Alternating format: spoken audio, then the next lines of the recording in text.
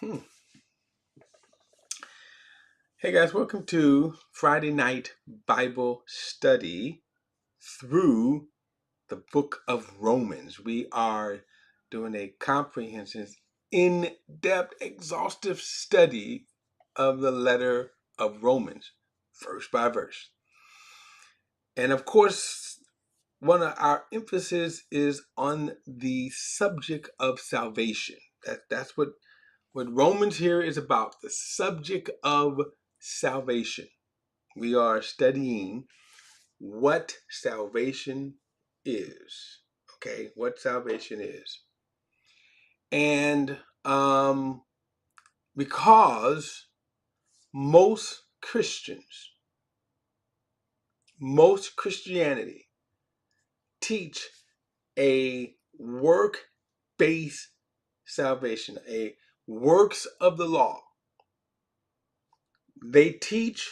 Most Christianity teach, and most Christianity believes you must do something in order to earn your way to heaven. They believe that. They believe that you must do something. Work. Do something. You must do something. And they're taught that, of course. They're taught that. And they're taught they are taught that you have to do something, okay, to earn your way to heaven, okay. And I'm jotting down some notes here.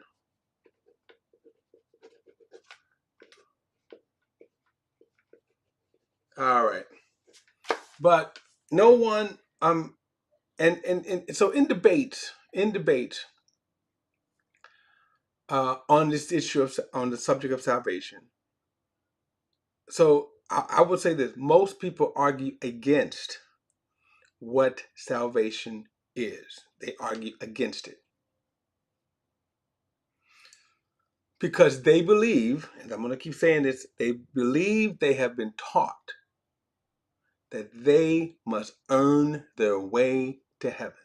They believe that they must earn their way to heaven. And so as a result of that, I have never ever seen someone, now for example, the argument of once saved, always saved argument. By the way, I fall into that camp. I believe once you're saved, you are always saved. Now, okay, but so when people argue against that, and people make these different debates, whatever, but when people argue against that they never ever argue, they never um the scriptures we're studying now in Romans 3:19 through I think 21, whatever, 28, I'm sorry, you will never see them cite that verse, cite that passage. You will never see them teach that passage. You will never see them teach that passage. Okay? People have been conditioned. And so let's get into it.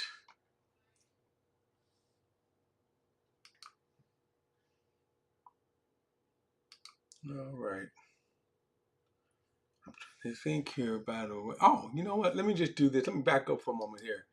Um, I'm just gonna. I just saw this kind of scene on my thing here. I don't know if y'all can kind of read that. This list of scriptures is just most of the scriptures that teach on the subject of salvation. Okay, if you go back and you read that, they teach on the subject of salvation. All right. Anyway, I just wanted to kind of show that. But anyway, let's go to our uh, Romans 3. Romans 3. I want to pick it up at verse 19 again. And as I said, not one person I've ever seen that argue whether it's water baptism, you have to I debate a lot with people that believe you have to be baptized in water.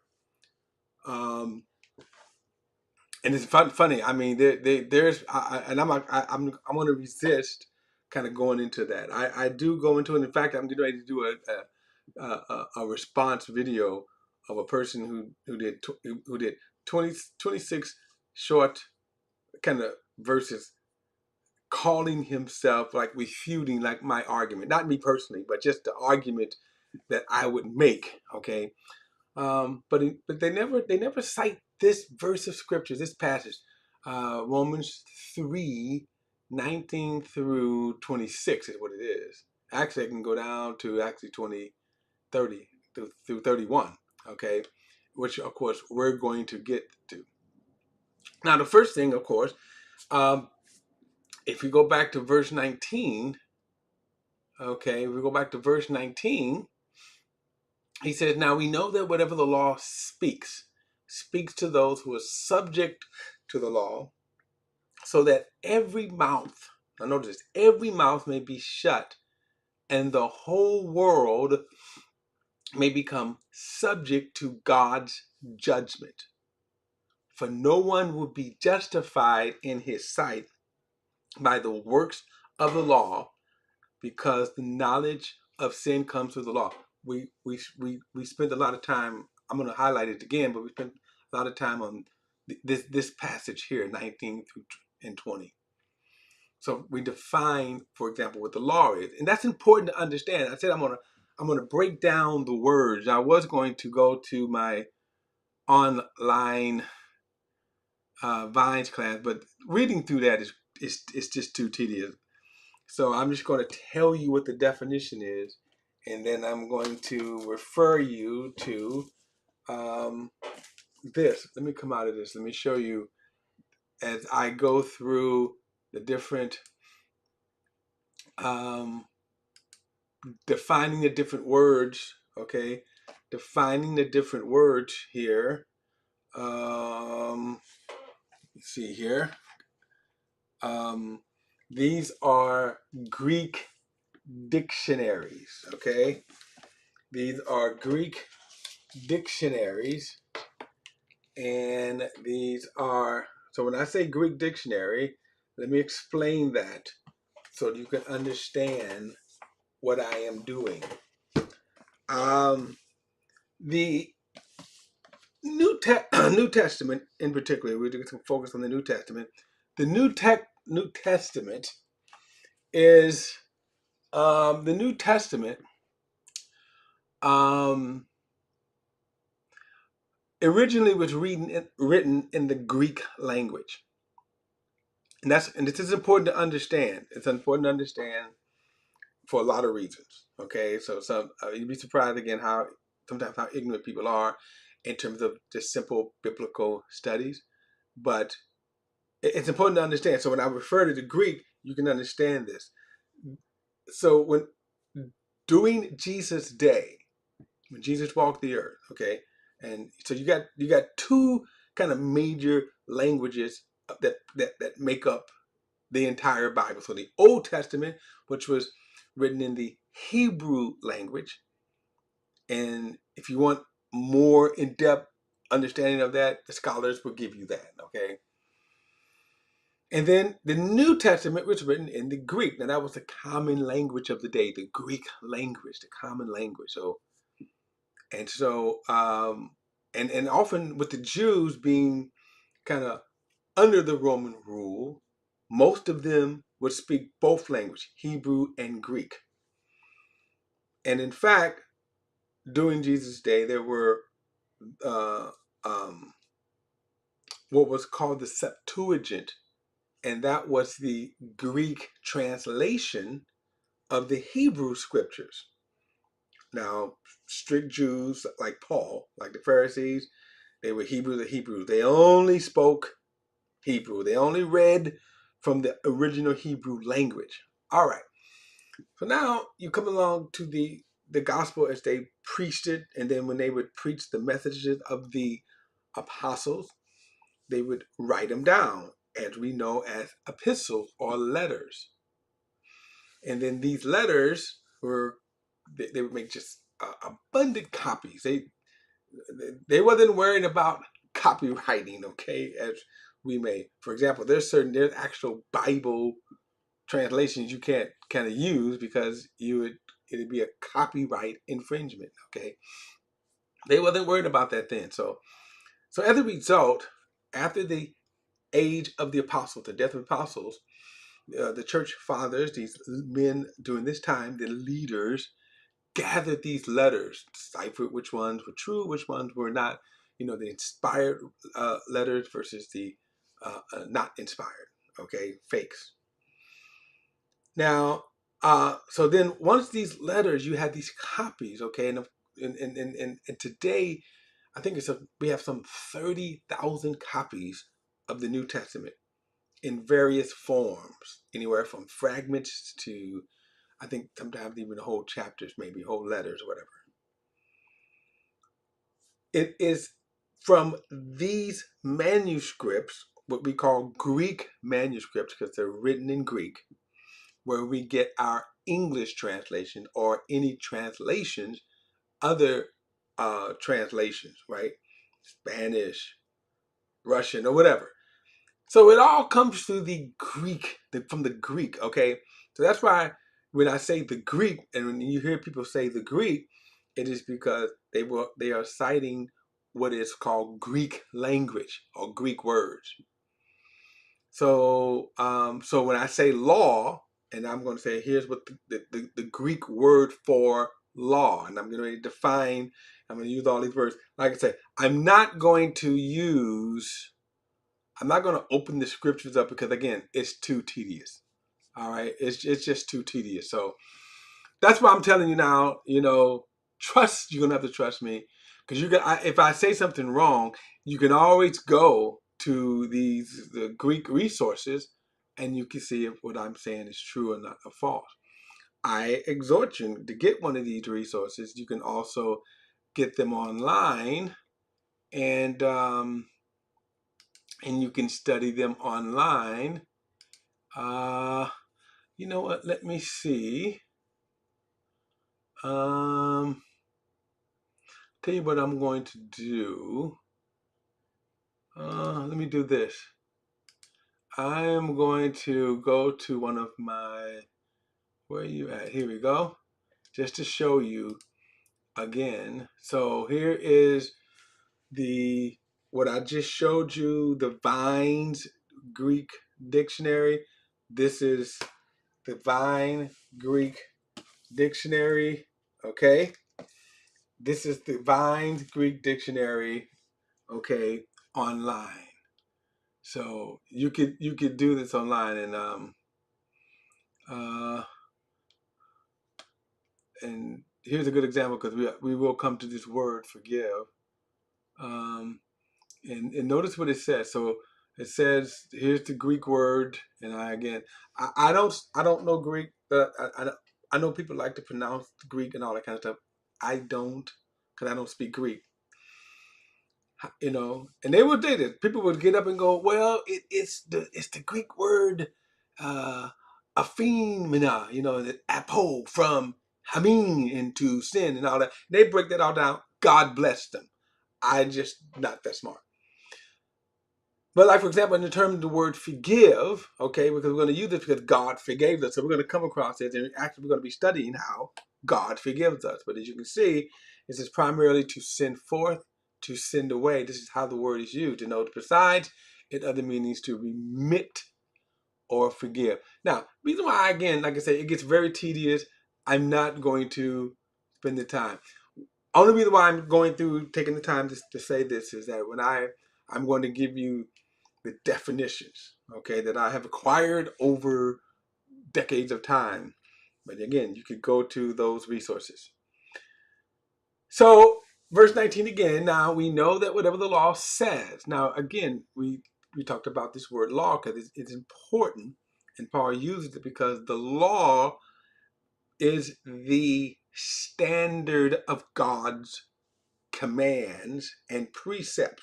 So the law, command and precepts, to do good and not to do evil or wrong.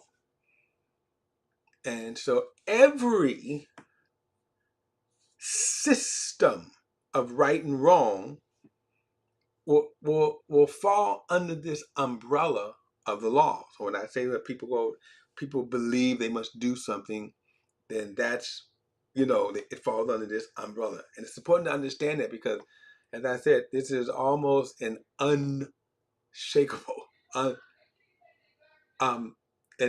you cannot, it's just hard not to, okay?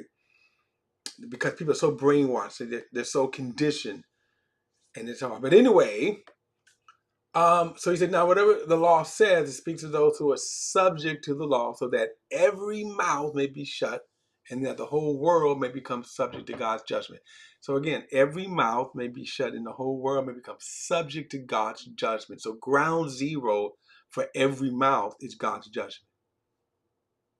Ground zero for every mouth, every person, is we are under the judgment of God. We'll get to this more, okay? He's going to tell us why. But anyway, so the judgment of God, God's judgment, his decrees, when God makes a judgment, and the judgment is you are guilty. This word judgment, it is to sit and to then balance, okay? We lack. So God's determination is you fail, and thus now here is the judgment. You will be sentenced. And he said the whole world. So every person, watch this, the whole world right here. And so the word here is, you got, it refers to the universe, the galactic system, the universal system, solar system, and all of it means the ordered systems. And so the root word here is the ordered systems. And so you got the universe, and if you stop and think about it, all of the planets that are in the universe, the galaxies, they're all in a what? Systematic order. So, and then you have the systems of the world, meaning the financial system, the government systems, the religious systems, all of these different systems that make up how the world works. And I'm going to say, when you use this term world, we are always talking about the evil world. It is evil. It is hostile against God. So all of these systems, right, the financial system, very interesting thing if you read Revelations chapter 18 and 19, where God judges the final judgment of the world financial commerce, the wealth of the world.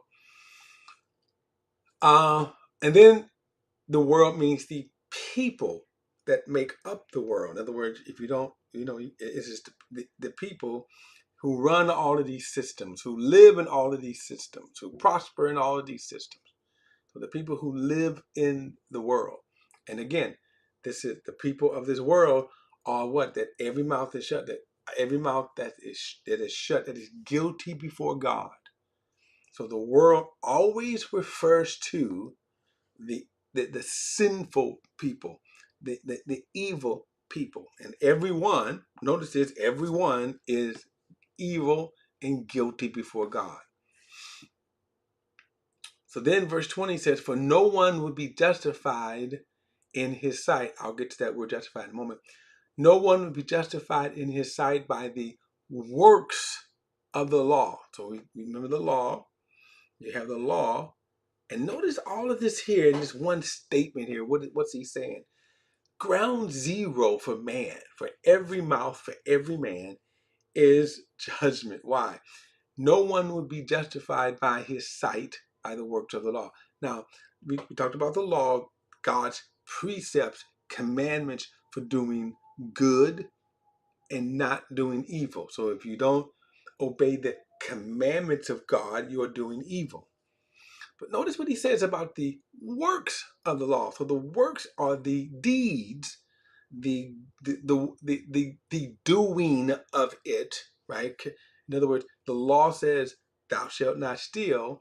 The works of the law is don't steal. Notice the statement, no one would be justified in his sight by the works of the law, by doing the deeds or the commands of the law. No one would be justified.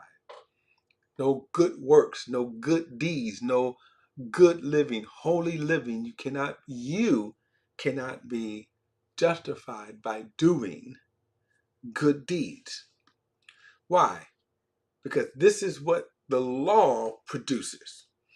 Because the knowledge of sin comes through the law. And that's an important phrase, because the law doesn't produce life. The law doesn't produce justification. The knowledge of sin comes through the law. That's what it comes through. The knowledge of sin comes through the law. So the word sin, and sin is very important to understand. Sin is very important to understand. And the reason why I have to say this is because how we think of sin and religiously, we're such hypocrites. Right? We're such hypocrites. Now I'm going to give you an example. It would be easy to condemn a person for watching porn. Right? Porn. I mean, some people would would say some people would condemn you so. And I'm not saying they shouldn't either, right? Porn, of course, is one of the most enticing, inciting to lust. It is a multi-billion-dollar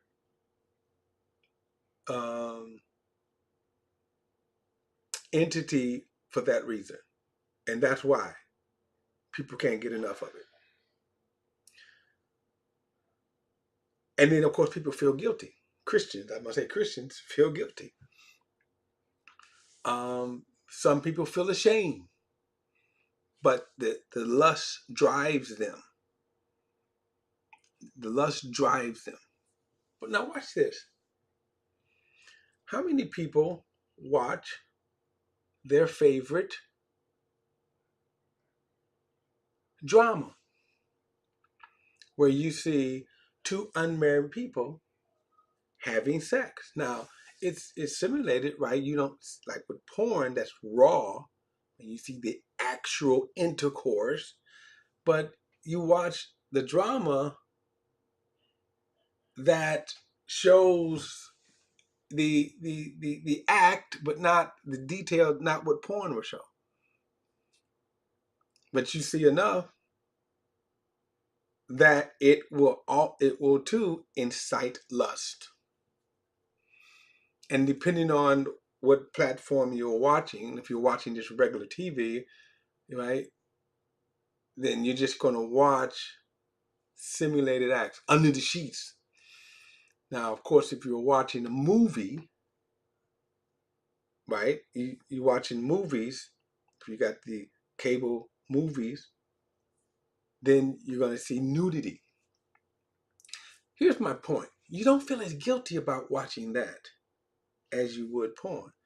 Which sin is worse? And my point is, all of it is sin. All of it. And the reason why I say that is because, you see, our concept of sin has become so hypocritical. We're not looking at sin from God's perspective. So when we see this phrase here, every mouth is guilty before God. And watch this. So the sin, right? When we sin, we are sinners by nature. Why? Because that's what the law produced in us.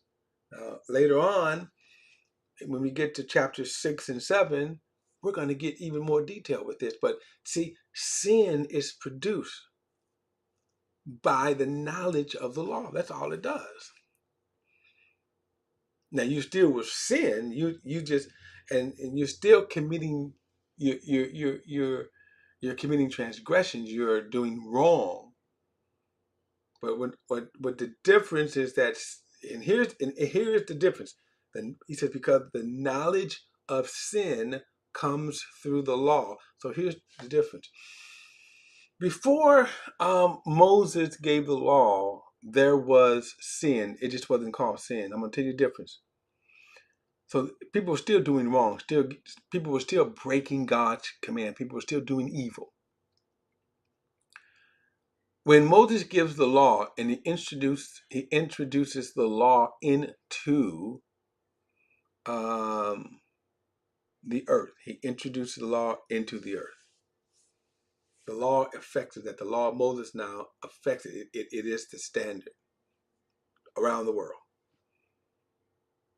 So now, all of a sudden, and this is where sin becomes, because I'm going to tell you the active force of sin. So now, coveting was always wrong.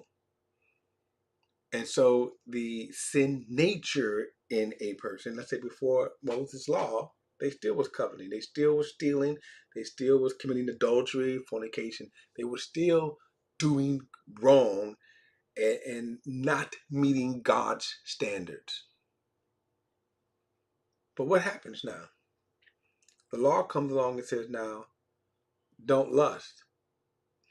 Where the sin comes in is that the force of sin now saying, I'm going to break God's command. That's why it becomes sin. It becomes sin because now you always had it, but now the law comes along and the knowledge of sin, don't do it. So now guess what?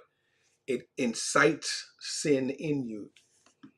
So now I'm going to covet. Now I'm going to fornicate. Now I'm going to commit adultery. Now I'm, so forth and so on. That's the sin. And what the law is really doing is just simply proving you are a sinner. I said this before because sometimes there are people that would debate, like an atheist may say, well, what you're saying is nonsense. And I oftentimes will challenge them and say, you sin against your own standard. So forget God, forget the Bible, because of course there are a lot of atheists and something like that that will kind of say, we're in fact, one of the kind of thoughts in the intellectual realm, atheist intellectual realm is, okay, that religion, and these are the kind ones. There are other ones that are not as kind towards believers, religion, as he may call it, but they would say this. Well, okay, back during the Stone Ages when mankind was ignorant, yeah, okay, you probably needed something like religion. And then they would say, but now, since we are enlightened, now we've grown up and we're enlightened. We don't need primitive religious ideologies. We don't have to believe in a God. We don't need a God. But yet at the same time, they disprove their own theory.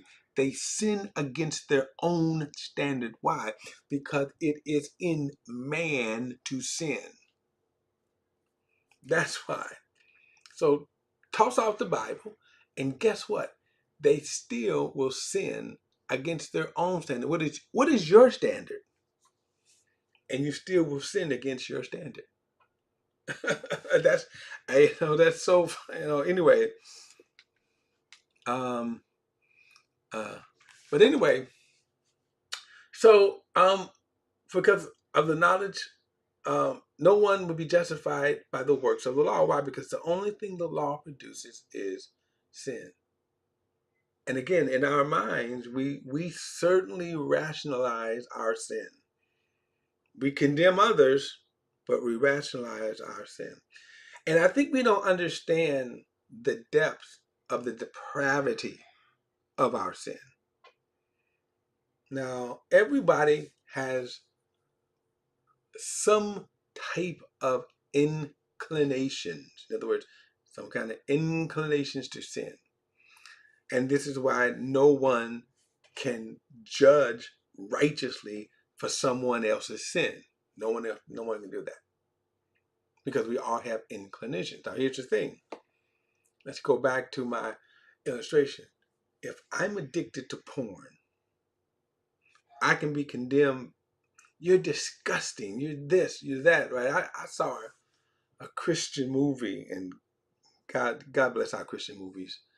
But they're horrible writers. Anyway, but one of the things, there was this one story where this guy, he had a, he had a, he was engaged to a Puritan lady, and she found out. Wait a minute, in his past, he found out in his past he had a porn addiction, and she was almost like wanting to break off the engagement because of that. That's self-righteous. That's self-righteous. And again, it's a fake image, because as we know, in the world that we live in, the Christian world we live in, sin abounds much. We just don't see it. It's hidden, and then becomes hypocritical. And so the idea is that, again, so a person now that's going, and you say your favorite movie, and they have sex scenes in that, right? It's just in on television, they're going to sit up with a sheet on.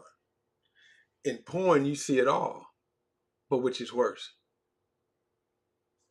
See, the hypocrisy is that person in the porn, but I'm watching my favorite story. And so, but we don't, and the idea is that, so here's another thing. So let's say you don't have either. Let's say you're pure. You don't watch porn, you don't watch that. Or is your favorite story a gangster film? Do you like that? Oh, let's say you don't like any of that.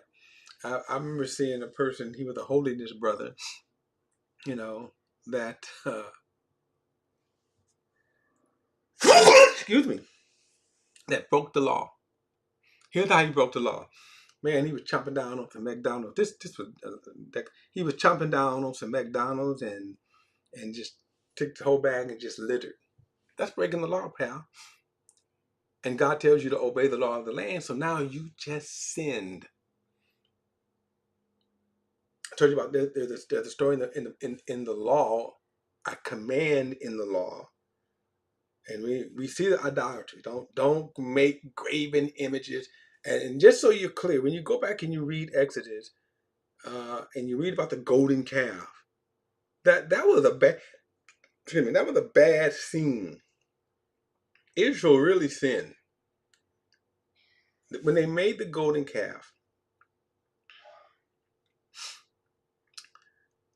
So there were so many things that were wrong, okay? And I mean really wrong. So first they make the golden calf, and they start to worship this golden calf, but this is what they said. This calf is what brought us out of Egypt. So just insult God, right?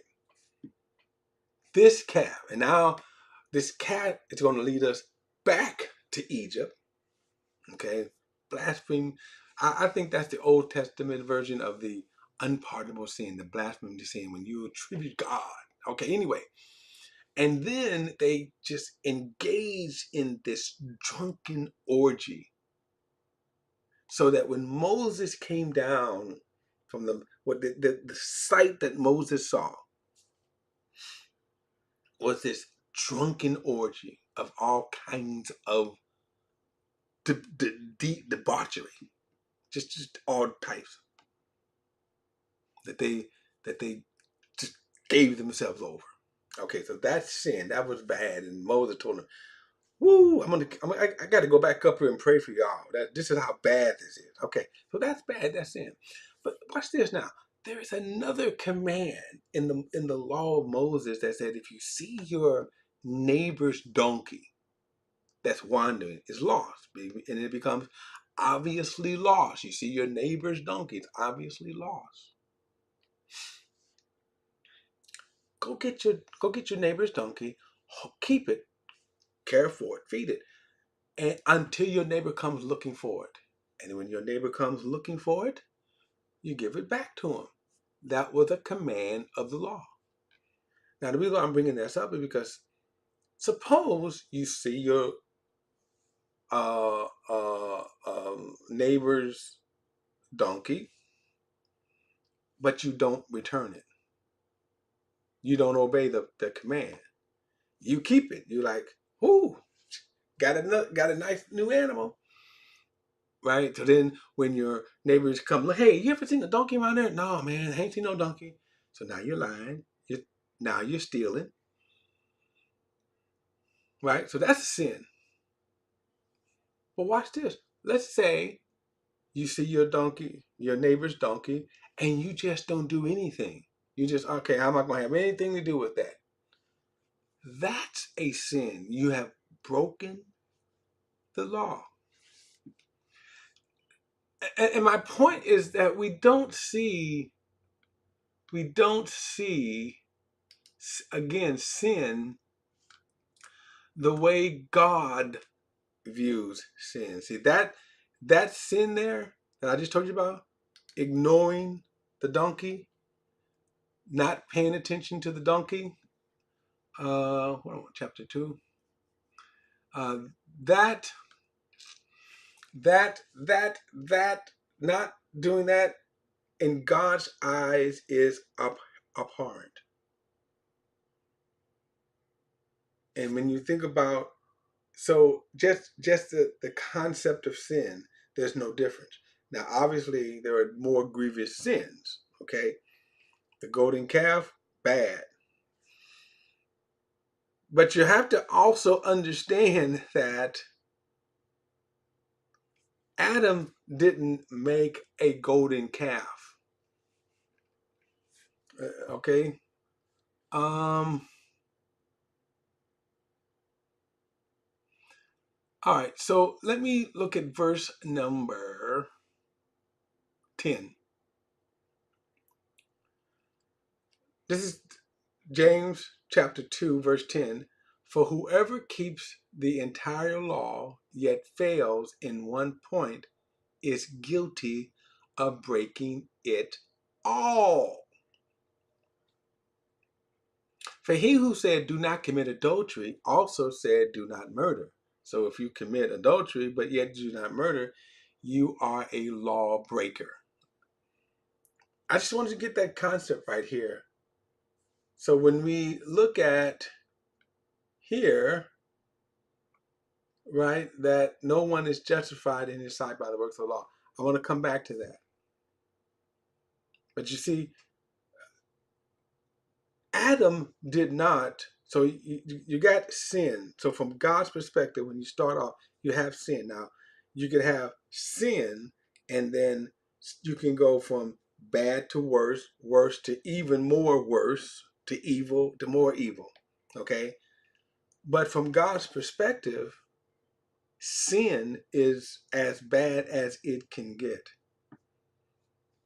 So here's another illustration. Embrace yourself. I got to get gross. Okay, when we deal with sin, we have to do this.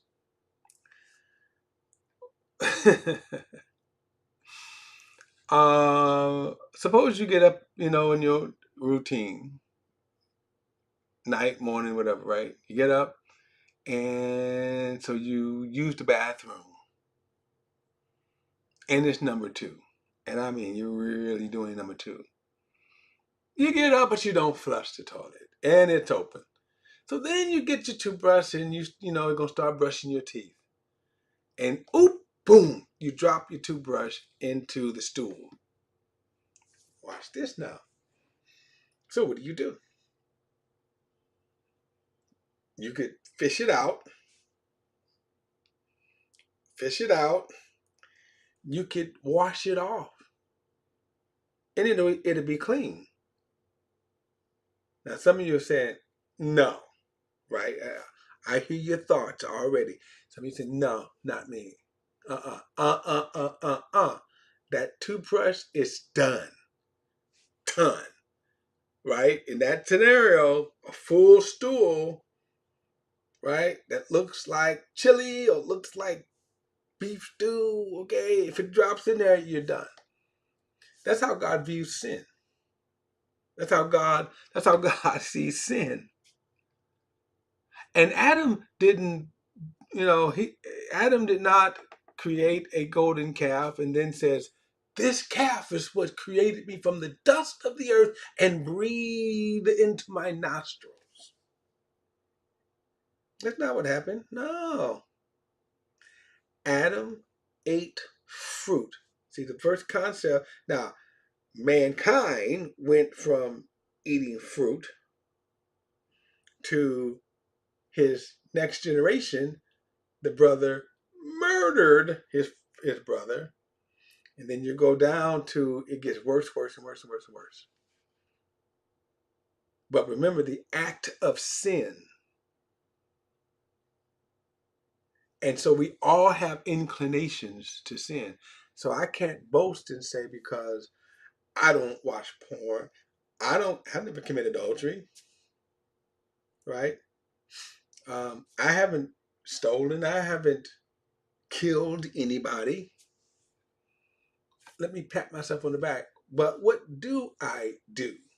And remember, from God's perspective, Adam ate fruit that he told him not to eat. And remember, Jesus came along and says, oh, yeah, I think y'all something. Okay, let me just tell you right now that whosoever looks upon a woman to lust after her has committed adultery in his heart. He didn't even say anything about porn. Didn't have porn back then. Not like we had. They did have porn, by the way. It was live. Okay. But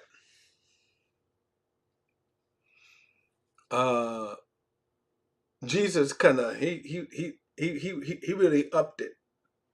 Yeah, y'all think you can walk around and brag and say I haven't committed no adultery. Have you looked at a woman to lust after her? Oopsie daisy, oopsie daisy, oopsie daisy. Now, if my right eye have been gouged out, but okay, see that's sin.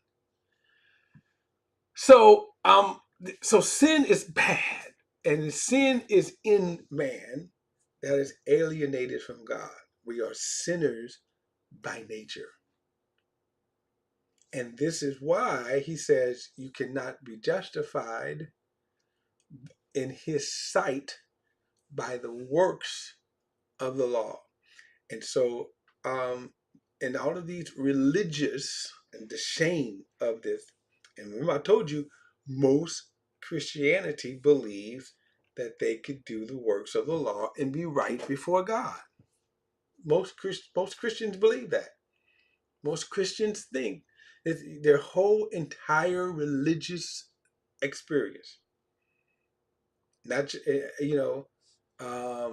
most Christianity believe that they could be right, even though, by the way, remember I told you, see, they don't study this, and that's they don't study this because right here Paul is telling you cannot be justified.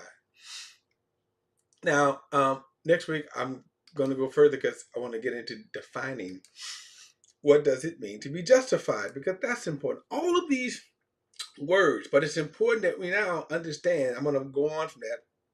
I think I've exalted it enough. What sin is and why you are a wretched sinner, why you are hopelessly lost in sin. But God did something about it. That's the difference. And here's what you can't. You are hopelessly lost in sin. And you cannot earn your way. You cannot live your way. You cannot work your way. You cannot do enough good deeds to get out of that. And that's why he says that no one can be justified in God's sight. And the sad thing is that unfortunately a lot of Christians think they can. All right, we're going to pick this up next week, next Friday. Don't forget to like and share this this video and subscribe to BP the Bible Perspective. And as always, if you have a thought or comment, add it to the comment section below. All comments are welcome. And I will see you next Friday for our study through the book of